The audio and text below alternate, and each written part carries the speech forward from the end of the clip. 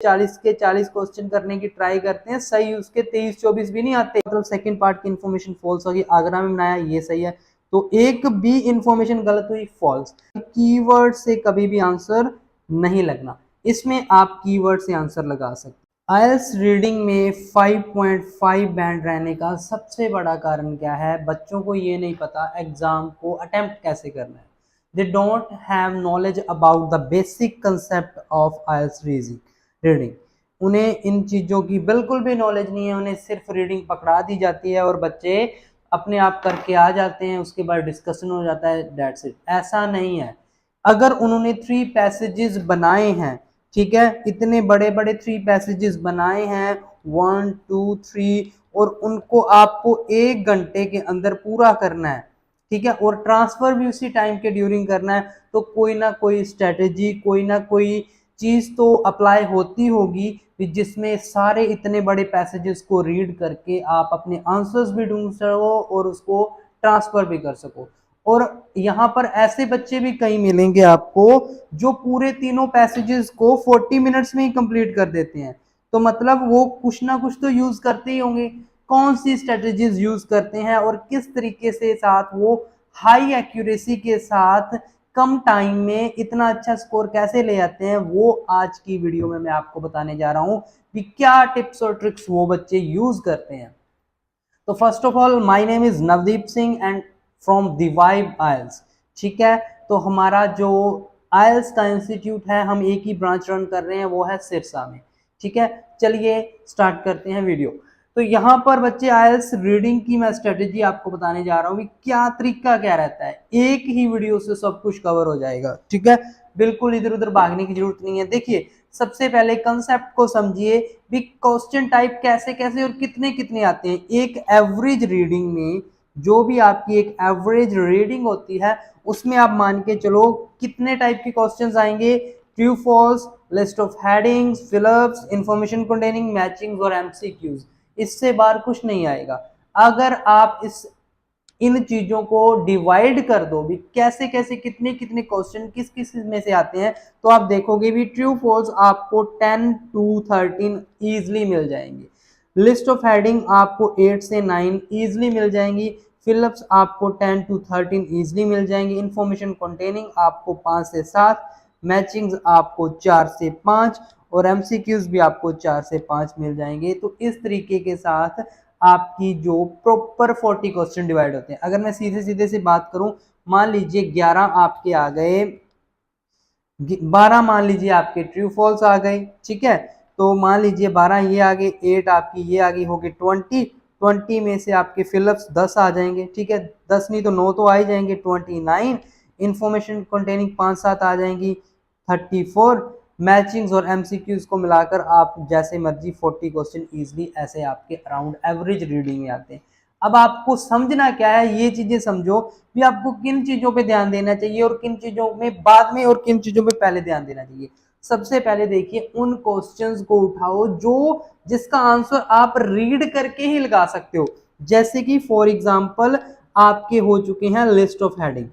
List of heading एक ऐसा question type है जिसका आंसर आप बिना तीर तुक्के से नहीं लगा सकते, मतलब लिस्ट ऑफ हेडिंग को आपको हमेशा पहले उठाना चाहिए। तो ऐसे आप सबसे पहले अपने ये नंबर सिक्योर करने हैं, नंबर फर्स्ट पे जब भी आपको पैसे जाता है तो लिस्ट ऑफ हेडिंग को उठाना है।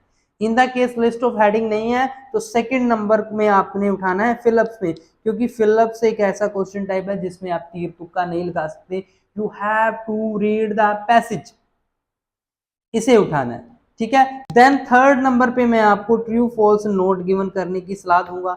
इन द केस आपके पास ट्रू फॉल्स नोट गिवन से पहले भी आपको ये क्वेश्चन उठाना है, सॉरी थर्ड ये, फोर्थ पे ये, क्योंकि इंफॉर्मेशन कंटेनिंग ऐसी चीज है जिसमें आप तीर तुक्के नहीं लगा सकते, पढ़ के लिखना पड़ेगा।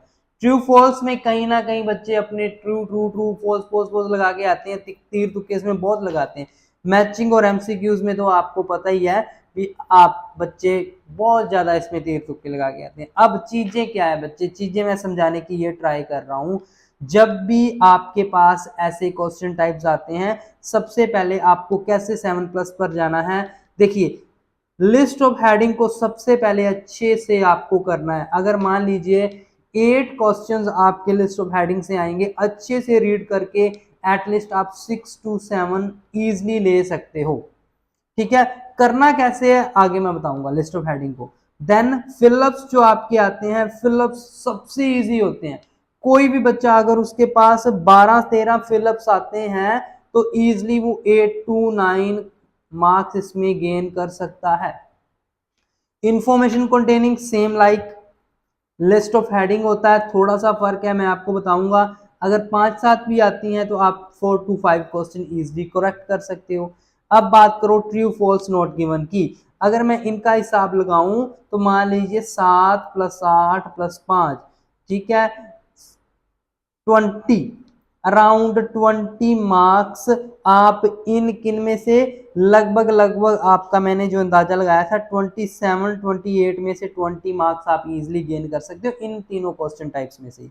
अब आपको चाहिए ट्रू फॉल्स नॉट गिवन। अगर 10-12 भी आ जाते हैं, अगर आप इसको पढ़ के करते हो तो इजीली आप 9 to 10 मार्क्स इसमें गेन कर सकते हो। अगर कोई बच्चा तीर तुक्का भी लगाता है तो मैक्सिमम से मैक्सिमम 10 में से 4 तो सही करेगा। ये लीजिए 24, और इन दोनों जो 10 मार्क्स का काम है इनमें से भी आप 4-5 सही कर जाओ तो इजिली आप 28 से 29 पहुंच सकते हो, मतलब 6.5 तक आप इजिली जा सकते हो। ये तो बात आ गई भी जो बच्चे तीर तुक्के लगाते हैं। अब पढ़ने का तरीका देखो भी, पढ़ने वाले बच्चे 30+ कैसे जाएंगे।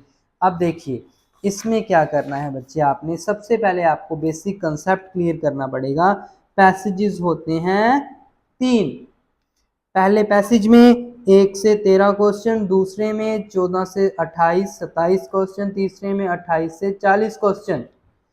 अब मैं आपको ये कहूंगा अभी पहले 2 पैसेजेस में ही 6.5 बैंड का काम है, मतलब 27 क्वेश्चन। 27 क्वेश्चन मतलब 6.5 बैंड, तो आप इजिली 26.5 में से 6 बैंड आप इजिली ले सकते हो। तैयारी कैसे करनी है, तैयारी में ऐसे नहीं पीछे भागना 40 से 40 चाहिए। जो बच्चे 40 के 40 क्वेश्चन करने की ट्राई करते हैं, सही उसके 23-24 भी नहीं आते। अब सही करने के चक्कर में, 40 करने के चक्कर में आप 5.5 बैंड पर अटक रहे हो। आपको करना क्या है, you have to focus on accuracy. आपको ये सोचना है मैं जितने भी करूं, चाहे मैं 30 करूं तो मेरे 26-27 सही हो, अगर मैं 35 कर दूं तो मेरे 30+ सही हो। इस चीज पे फोकस करो, कम कर लो लेकिन एक्यूरेसी के साथ करो। अगर आपने तैयारी कैसे करनी है, पहले सिर्फ फर्स्ट पैसेज पे फोकस करना है और 13 में से 10+ मार्क्स लेकर आने हैं। सिर्फ पहले पैसेज पे फोकस करना है, दूसरा पैसेज नहीं उठाना। सेकंड पैसेज बाद में उठाना है जब 10+ आना शुरू हो गए, उसके बाद आपने 27 में से आपको 23+ मार्क्स लेने हैं। अगर आपके 23+, 24-25 मार्क्स आ गए तो मैं आपको गारंटी देता हूं आप 30+ इजिली गेन कर पाओगे। और 30+ का मतलब है आप 7+ बैंड तक इजिली जा पाओगे। करेक्ट वे बच्चे यही है, 7 बैंड लेने का करेक्ट वे यही है। ऐसे नहीं भी रीडिंग उठाई कर दो 5-5, 6-6 रीडिंग एक बार में कर दो, ऐसा कुछ भी नहीं है। और ना ही उस तरीके के साथ आपके बैंड आने वाले हैं। तो करेक्ट तरीका यह है, पहले रीडिंग को समझो कैसे कैसे किस टाइप के क्वेश्चन कितने कितने आ रहे हैं, उसके बाद एक प्लानिंग करो, मुझे सिर्फ ये पैसेज करना, I have to focus on accuracy. उसके बाद जब आपको प्लान का पता चल गया, उसके बाद आपको यूज करनी है स्ट्रेटजीज। भी मुझे क्वेश्चंस को डील कैसे करना है, तो ये स्ट्रेटजीज अब मैं आपको बताऊंगा भी स्ट्रेटजीज को आपने डील कैसे करना है, किस क्वेश्चन में कौन सी स्ट्रेटजी लगेगी। अब मैं आपको ये बताता हूँ। सबसे पहले उठाते हैं ट्रू फॉल्स नॉट गिवन। देखिए ट्रू फॉल्स नॉट गिवन, सबसे पहले तो आपको ये पता ही है भी अगर तो इंफॉर्मेशन आपको करेक्ट मिलती है या सेम मिलती है तो आप ट्रू लगाते हो। अगर इंफॉर्मेशन अपोजिट या फिर फॉल्स होती है, मतलब अपोजिट होती है या उससे थोड़ी सी इनकरेक्ट होती है, तो आप फॉल्स लगाते हो। और अगर आपको कुछ दिया ही नहीं गया होता, नो इन्फॉर्मेशन, देन आप नॉट गिवन लगाते हो। इसके अलावा मैं आपको एक चीज बताता हूँ। देखिए आपने क्या करना है, अपने क्वेश्चन को 3 पार्ट्स में डिवाइड कर देना है। मान लीजिए मेरे पास एक क्वेश्चन है ताजमहल एक एग्जांपल ले रहा हूँ, is built by Shahjahan in Agra, that's it. ये मेरे पास एक क्वेश्चन है। मैं क्या करूंगा, जितने भी आपके ट्रू फॉल्स क्वेश्चन होते हैं ना वो 3 पार्ट्स में डिवाइड हो जाते हैं बच्चे, 3 पार्ट्स में इजीली डिवाइड हो जाते हैं। सो आपने क्या करना है, इसको 3 पार्ट्स में डिवाइड कैसे करना है देखिए। सबसे पहले देखिए ताजमहल की बात हो रही है, पार्ट नंबर 1। दूसरा किसने बनाया, वो शाहजहां ने बनाया। बात नंबर 2, कहाँ बनाया, आगरा में। ये 3 पार्ट्स हैं, हर सिंगल क्वेश्चन 3 पार्ट्स में डिवाइड हो जाएगा। सो आपको क्या करना है, अगर तो आप जब पैसेज में जाओगे, अगर तो तीनों के तीनों पार्ट आपको सेम लोकेशन पे मिलते हैं, आपको ताजमहल भी मिल गया, फर्स्ट पार्ट भी मिल गया, मतलब फर्स्ट पार्ट ट्रू है। अगर आप शाहजहां ने बनाया, सेकंड पार्ट भी मिल गया, फर्स्ट सेकंड थर्ड और फाइनल। शाहजहां ने बनाया, सेकंड पार्ट भी मिल गया सेम लोकेशन। आगरा में बनाया, थर्ड पार्ट मिल गया, फाइनल आंसर ट्रू आएगा। अगर इन द केस तीनों पार्ट्स में से एक भी पार्ट की इंफॉर्मेशन गलत हुई, मान लीजिए ताजमहल तो बनाया लेकिन शाहजहां ने नहीं, किसी और का नेम मिल गया, मतलब सेकंड पार्ट की इंफॉर्मेशन फॉल्स होगी। आगरा में बनाया, ये सही है, तो एक भी इंफॉर्मेशन गलत हुई, फॉल्स। इन द केस इनमें से कोई भी चीज आपको नहीं मिलती, मान लीजिए शाहजहां ने ताजमहल बनाया लेकिन फर्स्ट भी मिल गया आपको, सेकंड भी मिल गया, लेकिन थर्ड की इंफॉर्मेशन ही नहीं है, तीनों में से अगर एक की भी इंफॉर्मेशन नहीं मिलती, then it is not given.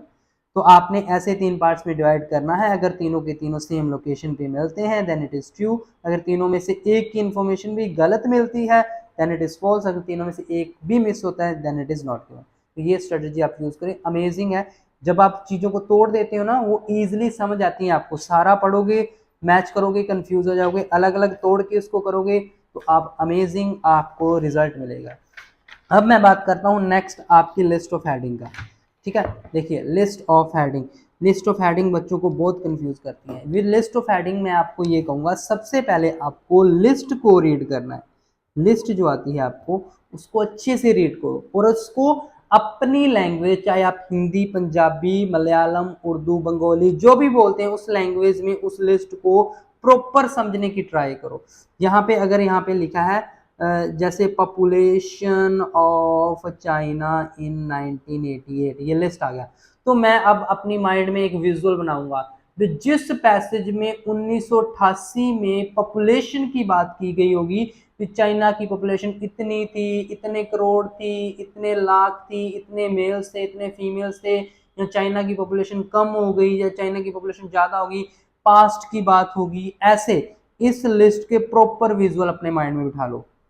Same next जितनी भी हेडिंग्स हैं उन सब की लिस्ट को ऐसे सोचो कि इसमें ये आएगा, इसमें ये आएगा, अपनी इमेजिनेशन से विजुअल्स तैयार कर लो। 5 मिनट ज्यादा लग सकते हैं लेकिन ये 5 मिनट्स आपको 2 बैंड का फायदा देंगे और यही 5 मिनट आपके एंड में से 10 मिनट बचाएंगे भी जब आप पैसेज को रीड करोगे। अब देखो, अब करना क्या है, आपने लिस्ट के विजुअल बना लिए। अब come to the passage, passage number ए।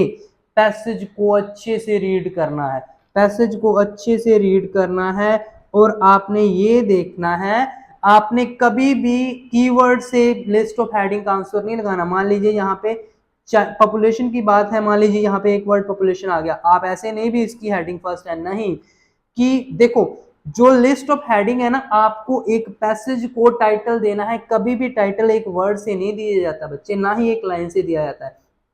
उस पैसेज का मैक्सिमम पोर्शन जिसके बारे में बात कर रहा होगा वो ही पार्ट उसका टाइटल दे सकता है। अब चाइना की पॉपुलेशन की बात सिर्फ एक लाइन में हो, मैं इसका आंसर नहीं लगा सकता। जब चाइना की पॉपुलेशन की बात कम से कम 3-4 लाइनों में होगी, मतलब मैक्सिमम पार्ट में होगी, तब मैं इसकी लिस्ट ऑफ हेडिंग लगाऊंगा। तो ये आप बात याद रखना, कीवर्ड से आंसर नहीं आएगा। तो आपने क्या करना है, लिस्ट को ऐसे पैसेज रीड किया, जो भी पैसेज है, फिर आपको लिस्ट में आना है। ये पॉपुलेशन की बात ये नहीं आएगी, ये नहीं आएगी, ये नहीं है, ये लग रहा है, यहाँ पे छोड़ना नहीं है, फिर आगे ये भी नहीं है, ये भी नहीं है, ऐसे एलिमिनेशन मेथड। तो इससे क्या होगा, एक्यूरेसी बढ़ेगी, आपको कंप्लीटली पता चलेगा हाँ ये ऊपर कोई भी नहीं है, सही आंसर ये बच गया। मतलब जब कहते हैं ना, अगर सही नहीं मिल रहा तो गलत को काटना शुरू कर दो, लास्ट में सही रह जाएगा। वही चीज यहाँ पे करनी है बच्चे। ऐसे ही बी पैसेज को रीड करोगे, फिर से लिस्ट को रीड करोगे, जितनी बार लिस्ट को रीड करोगे उतनी बार आपकी ट्रांसपेरेंसी, आपकी क्लैरिटी आएगी पैसेजेस में, आंसर्स सही लगना स्टार्ट हो जाएंगे। मान लीजिए किसी पैसेज में कंफ्यूज भी हो गए, सी पैसेज में कंफ्यूज हो गए, छोड़ दो, ढूंढने की ट्राई मत करो, छोड़ दो, कंफ्यूज हो गए, डी को करो, डी आपका आ जाएगा, ई आपका आ जाएगा, लास्ट में सी अपने आप रह जाएगा बच्चे। तो इस स्ट्रेटजी का यूज करो जिसे मैं विजुअलाइजेशन एंड एलिमिनेशन स्ट्रेटजी बोलता हूँ। विजुअल्स में लिस्ट में बनाता हूँ और पैसेजेस में के वो रीड करने के बाद एलिमिनेट करता हूँ। तो ऐसे इसका यूज कर सकते हो आप। देन आते हैं आपके fill in the blanks. Fill in the blanks के लिए देखो, सबसे पहले आपको लोकेशंस का इजीली पता चल जाता होगा, क्योंकि फिल इन द ब्लैंक्स में बहुत चीजें होती हैं जो आपको लोकेशंस तक ले जाएंगी। मेन चीज है आपको क्या करना है, जो आपका फिलअप्स है उसके आगे और पीछे वाला वर्ड ध्यान रखना है। मैं आपको जो सिखा रहा हूँ that is totally based on accuracy. मैं आपको ये सिखा रहा हूँ, सही आंसर ढूंढा तो आपको श्योरिटी होनी चाहिए अभी 100% यही सही है, डाउट नहीं रहना चाहिए। अब वो डाउट कैसे दूर होता है, देखिए जब वो आपका फिलअप होता है ना, उसके आगे वाला वर्ड ध्यान रखो, उसको मार्क कर लो बड़ा बड़ा जहां भी फिलअप मिलेगा। अब ये देखो भी वो फिलअप जो है वो कैसा वर्ड है। अगर तो ऐसा वर्ड है जिसके सिनोनिम नहीं होते, जैसे इज, एन, ऊन, इनटू, अप, ठीक है, ऐसे वर्ड जिनके सिनोनिम्स नहीं होते, द, ए। अब अगर तो ऐसा कोई वर्ड है तो मैं 101% श्योरिटी लेता हूं, पैसेज में जाओ, लोकेशन पे जाओ, जहां कहीं भी मान लीजिए यहाँ पे ऑन है, जहां भी आपको ऑन मिलेगा, ऑन के बाद जो भी वर्ड होगा उसके यहाँ पे लिख देना, वो आपका 101% आंसर आएगा। ये बात 100% सही है। अगर पहले वाला नहीं आएगा तो उसके बाद वाला भी देख लेना, वो भी आपको सेम एज इट इज मिलेगा। तो ये चीज आपकी एक्यूरेसी को इंक्रीज करती है। इसके अलावा अगर ऐसे वर्ड हैं जिनके सिनोनिम होते हैं, then you have to find the synonym. मान लीजिए यहाँ पे मेरे पास फिलअप आ गया, यहाँ पे मेरे पास लिखा है पीपल वर्ड। अब पीपल वर्ड है फिलअप से पहले, अब मैं पैसेज में जाऊंगा, मैं लोकेशन के आसपास तो पहुंच ही जाऊंगा। अब मैं ऐसा वर्ड ढूंढूंगा जो पीपल से बिलोंग करता है। पीपल इंडिविजुअल्स भी हो सकता है, पब्लिक भी हो सकता है, ह्यूमंस भी हो सकता है, सोसाइटी भी हो सकता है, कि ऐसा word that is related to people. तो मैं ऐसा वर्ड ढूंढूंगा और जहां भी वो वर्ड मुझे 100% मिलेगा उस लोकेशन के पास, तो उसके बाद वाला जो भी होगा वो मेरा आंसर आएगा। तो ये स्ट्रेटजी मैं यूज करता हूँ फॉर मोर एक्यूरेसी। तो इससे आपका कॉन्फिडेंस बूस्ट होगा, बैंड तो बूस्ट होने ही होने हैं। तो इन चीजों को आप सीखो, ठीक है। देखो एक चीज की मैं इंफॉर्मेशन दे दूं, ये चीजें जो मैं करवा रहा हूँ ये मैं रीडिंग की क्लास में करवा रहा हूँ। मैं कहता हूँ ये इतनी ही अमेजिंग स्ट्रेटजीज के साथ मेरी ऑनलाइन क्लास स्टार्ट है राइटिंग की, जिसमें मैं आईडीपी की वेबसाइट्स पे बच्चों को लेके जाता हूँ और उनको ओरिजिनल 8 बैंड के सैंपल्स करवाता हूँ। और 15 दिन का जो मेरा बैच रहता है वो मेरा स्टार्ट हो चुका है, एकेडमिक और जीटी दोनों बच्चों के लिए, ठीक है। जीटी के लिए स्टार्ट होने जा रहा है। 15 दिन के बैच में मैं उनको हर सिंगल टाइप के टास्क 1 और हर सिंगल टाइप के टास्क 2 प्रॉपर 15 दिन में कंप्लीट करवा देता हूँ। और 15 दिन मैं ये नहीं संडे मंडे भी बीच में गिनकर, जिन दिन को क्लास लगेगी वही मैं काउंट करूंगा। मंडे से फ्राइडे क्लास रहती है, ठीक है। क्लास की टाइमिंग शाम को 6 to 6:50 PM है, ठीक है। 15 दिन की फीस 1500 है। सैटरडे को मॉक टेस्ट रहता है, डेली की रिकॉर्डिंग्स मिलेगी। जिन बच्चों की टाइमिंग का इशू है उनको डेली की रिकॉर्डिंग्स मिलेगी, डाउट्स प्रॉपर क्लियर होंगे, डेली की राइटिंग चेकअप होगा। 100% गारंटी है, जिस बच्चे ने मेरी राइटिंग की क्लास ज्वाइन कर ली ना, मेरे फीडबैक्स गवाह हैं, उस बच्चे को कभी भी किसी और क्लास लेने की जरूरत नहीं पड़ी, यूट्यूब वीडियो देखने की जरूरत नहीं पड़ी, और 100% बच्चों के रिजल्ट आते हैं। मैं आपको 8 बैंड की गारंटी नहीं करता, 6.5 प्लस बैंड ले जाऊंगा इन 15 दिनों में, क्योंकि मैं जो करवाता हूँ आईडीपी के अकॉर्डिंग करवाता हूँ। ये जो मैं टिप्स आपको बता रहा हूँ ये आईडीपी के अकॉर्डिंग ही बता रहा हूँ, और आईडीपी के अकॉर्डिंग ही मैं सब कुछ करवा रहा हूँ, इंस्ट्रक्शंस के अकॉर्डिंग। वेबसाइट्स पे लेकर जाऊंगा, आपको प्रॉपर चीजें दिखाऊंगा। इन चीजों को अगर आपने राइटिंग की क्लास मेरी ज्वाइन करनी है तो ऊपर भी नंबर शो हो रहा है, यहाँ पर भी मैं नंबर दे रहा हूँ, आप इस नंबर पे व्हाट्सएप मैसेज करें, क्लास ज्वाइन करें। सीट्स बहुत कम हैं, जल्द से जल्द ज्वाइन करें, ठीक है। इसके अलावा अगर बच्चे का इंस्टेंट एग्जाम है, जो पीआरएल वाले बच्चे होते हैं, उनके लिए मैंने जीटी और एकेडमिक दोनों का राइटिंग का मेरा कोर्स डिजाइन किया है। मैं कहता हूँ ये कोर्स मैं लगभग आप मान के चलो 500 प्लस बच्चों को दे चुका हूं जो कनाडा या ऑस्ट्रेलिया में पीआर के लिए अप्लाई करना चाहते हैं, क्योंकि राइटिंग में जिस भी बच्चे को प्रॉब्लम होती है उसको मैं एक रिकॉर्डेड कोर्स दे देता हूं प्रॉपर, और वो बच्चे विद इन 2 to 3 डेज ये सारे कोर्स को रीड करके अपना एग्जाम क्रैक कर चुके हैं। इसमें कोर्स में क्या है, टास्क 1 और टास्क 2 की डिटेल में वीडियोस हैं। ये ऐसी वीडियोस हैं जो आपको यूट्यूब पे नहीं मिलेंगी, ये स्पेशल कोर्स के लिए वीडियोस हैं। हर सिंगल टाइप के और हर सिंगल टाइप टास्क 1 और टास्क 2 दोनों पे वीडियो। इसके अलावा सबसे इंपॉर्टेंट चीज 9 बैंड के सैंपल आंसर्स हैं टास्क 1 और टास्क 2 दोनों के, और ऐसे सैंपल आंसर हैं जो आईडीपी सर्टिफाइड टीचर्स द्वारा तैयार किए गए हैं, ठीक है। प्लस वोकेबलरी के नोट्स भी हैं। मेनली ये कोर्स राइटिंग के लिए, लेकिन फिर भी बच्चों की हेल्प के लिए मैंने जीटी की पीडीएफ्स डाल दी हैं लिसनिंग, रीडिंग और स्पीकिंग के लिए। ओनली पीडीएफ्स हैं, ये मेरे पास पीडीएफ्स में है और ये वीडियोस में है। वीडियोस इतनी डिटेल में है, 50 मिनट्स प्लस की, मतलब 1-1 घंटे की वीडियो है हर सिंगल टाइप में। और इस कोर्स का जो प्राइस है वो है 1000, और ये भी मैं हाईली रेकमेंड करूंगा जिन बच्चों का एट ए टाइम एग्जाम है, कोर्स बाय करो, सेम इफेक्ट रहेगा जो मेरी क्लास में रहता है। अब बात करते हैं नेक्स्ट आपकी इंफॉर्मेशन कंटेनिंग की स्ट्रेटेजी का। इंफॉर्मेशन कंटेनिंग, देखो इंफॉर्मेशन कंटेनिंग में क्या है, इसमें लिस्ट ऑफ हेडिंग और इंफॉर्मेशन कंटेनिंग में बच्चे फर्क है। लिस्ट ऑफ हेडिंग में मैंने आपसे कहा था कीवर्ड से कभी भी आंसर नहीं लगना, इसमें आप कीवर्ड से आंसर लगा सकते हो। कैसे, देखो इंफॉर्मेशन एक लाइन में एक वर्ड में भी हो सकती है। इसमें क्या होता है, आपके पास ऐसे एक इंफॉर्मेशन दी होती है, अभी ये किस पैसेज में है, तो वो इंफॉर्मेशन आप एक लाइन में भी मिल सकती है आपको एक पैसेज के। तो आपको जब भी ये आती है इंफॉर्मेशन कंटेनिंग वाली, आपको कीवर्ड्स मार्क करने हैं और उन कीवर्ड्स को ढूंढना है भी पैसेज ए में है, बी में है या सी में है।